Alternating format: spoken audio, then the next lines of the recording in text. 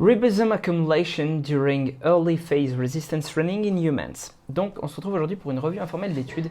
Pour comprendre cette étude-là, il faut comprendre que ça fait un petit moment que on a des études qui commencent à fleurir sur le fait que peut-être que le fait de faire du muscle, ce serait prédictible par notre capacité à créer des ribosomes. En gros, les ribosomes, c'est quoi? Ce sont des espèces de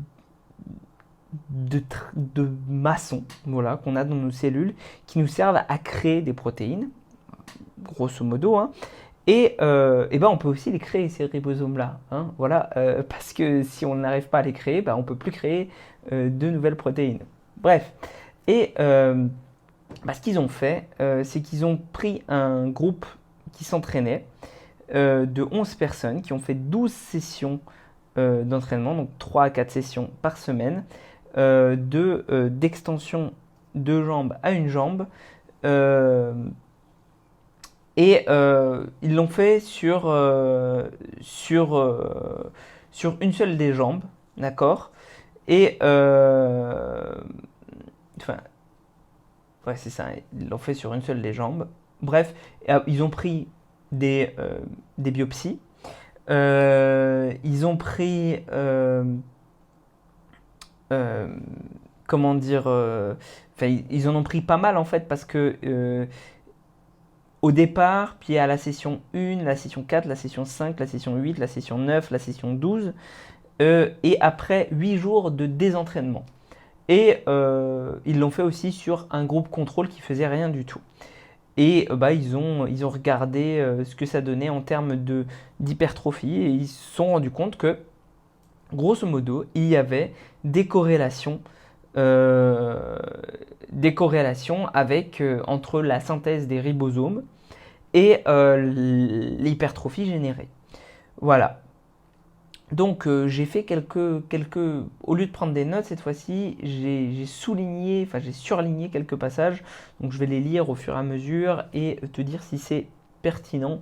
Euh, si les trucs que j'avais soulignés étaient pertinents, parce que c'est pas, je souligne au fur et à mesure. Donc des fois il y a des trucs qui ne sont pas rétrospectivement quand on regarde toute l'étude en elle-même. Bref. Tac, tac, tac. Oui, alors du coup, les marqueurs ribosomales se sont accumulés au fur et à mesure de l'intervention. Donc il y en a eu, euh, en tout cas, enfin durant la première partie de l'intervention, ça s'est progressivement accumulé. Euh, et il y a eu un plateau après 8 sessions. Donc après 8 sessions, plus d'augmentation de ribosomes, ou en tout cas de marqueurs ribosomal. Mais après 8 jours de désentraînement, alors on a une baisse des marqueurs justement ribosomaux. Donc qui aurait tendance à montrer que si on s'arrête de s'entraîner pendant 8 jours, on va avoir ces ribosomes qui étaient à un plateau qui vont commencer à baisser. Sachant qu'on voit une diminution de la masse musculaire, pas au bout de 8 jours en règle générale, mais plutôt au bout de 3 semaines, 1 mois. Donc quand même, il y a des premiers marqueurs de désentraînement qui arrivent relativement rapidement. Euh, Bam, bam, bam, bam, bam. Ouais, de façon générale, en fait, c'est allé assez vite et ça, c'est assez bien corrélé euh, avec la prise de masse. En tout cas, c'est ce qui semble être le cas. Voilà. Oui, c'est ça. Et c'est ça que je voulais dire au niveau de la corrélation.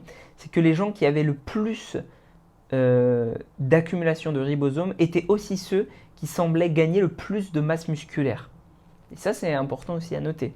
C'est-à-dire que vraiment, ça peut être un outil de test, peut-être pour connaître ton potentiel génétique. Et peut-être que par extension, si on arrive à augmenter le nombre de ribosomes, ou en tout cas forcer la cellule à faire un peu plus de ribosomes, eh bien ça pourrait être quelque chose qui pourrait faire augmenter notre limite naturelle, au-delà des stéroïdes et des choses comme ça. Mais enfin bon, bref. Euh...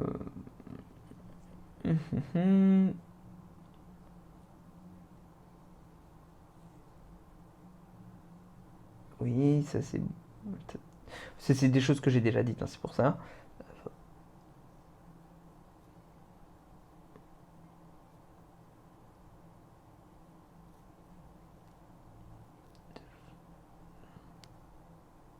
Oui, alors du coup, ils expliquent que comme il y avait un volume constant dans ces études-là, eh bien peut-être qu'augmenter le volume, eh bien ça aurait un impact sur les ribosomes et peut-être que du coup, eh bien c'est un moyen de vaincre les plateaux en musculation.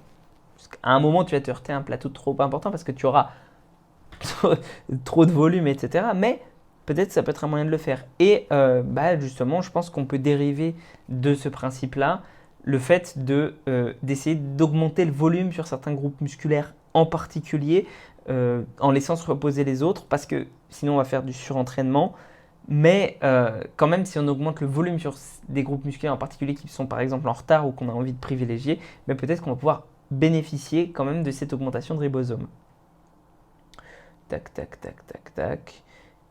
Et puis voilà, dans l'ensemble, hein, c'est un peu tout ce que j'avais noté sur cette étude-là. C'est intéressant, voilà. C'est une étude à moitié entre mécanistique et empirique. Voilà, on ne sait pas trop ce qu'on va pouvoir faire de ça, mais ça reste quand même intéressant. C'est une sorte d'observation qui va servir aux chercheurs par la suite pour en tirer des applications pratiques. Et sur ce, eh bien, prends soin de toi et on se retrouve pour une prochaine vidéo.